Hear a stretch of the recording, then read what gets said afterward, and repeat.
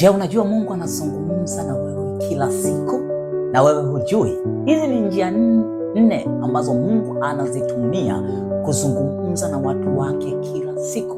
Njia namba moja, Mungu anatumia kuzungumza na watu wake kwa njia ya ndoto, ambapo watu wengi sana wanapuuzia ndoto na hawajui katika ndoto kuna ufunuo mkubwa wa Mungu kwa habari ya maisha yao, kwa habari ya ndoa zao na kwa habari ya biashara yao. Sawa na Ayubu ya 33 mstari wa 14, Biblia inasema Bwana unena mara moja na mara ya pili, ijapokuwa mtu ajali. Katika ndoto, watu wanapokuwa katika usingizi mzito, kuna watu wanapokuwa katika usingizi mzito, ni kawaida ya Mungu kuwapelekea ujumbe kwa habari ya kesho yao, kwa habari ya vitu ambavyo wanatakiwa kuvifanya, lakini watu hawajui namna gani ya kupata ujumbe wa Mungu katika ndoto zao, au watu wengi wanapuuzia njia ya ndoto. Namba mbili, Mungu anatumia kuzungumza na watu katika njia inayoitwa maono. Maono ni nini? Maono ni picha ambayo inakuja ghafla kwenye fahamu za watu ambazo zinaonyesha matukio.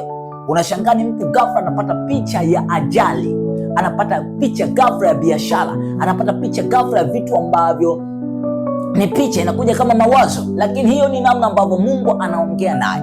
Huenda mtu ameona picha ya ajali, Mungu anamsimulia kuna ajali mbele, unatakiwa kuomba. Huenda picha ya biashara ambayo mtu anaiona, Mungu anamwambia kuna neema ya biashara, unatakiwa uingie kwenye biashara, au unatakiwa kawekeze eneo fulani. Lakini watu wanakuwa hawajali, watu wanakuwa wazingatii yale mawazo ambao wanayapata ghafla.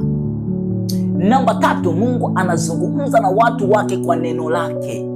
Watu wengi sana hawajui kama neno la Mungu ndio sauti ya Mungu. Katika neno la Mungu watu wanapata kumjua Mungu, watu wanapata kufunuliwa vitu ambavyo wanatakiwa watende na kufanya. Namba nne, Mungu anazungumza na watu wake kupitia unabii. Hii ni mtu anaweza akapata neno kuhusiana na maisha yako, neno kuhusiana na biashara yako, neno kuhusiana na watoto wako na akakuletea.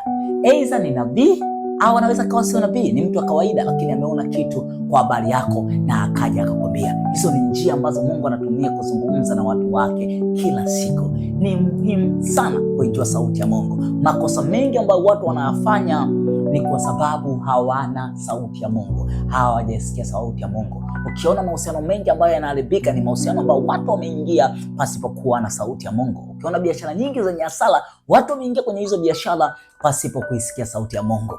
Kazi zinaleta matatizo, ni watu wameingia pasipo kusikia sauti ya Mungu. Mungu akupe neema ya kuijua sauti yake na kuisikia. Anasema kondoo wangu wanaijua sauti yangu, nao wananifuata.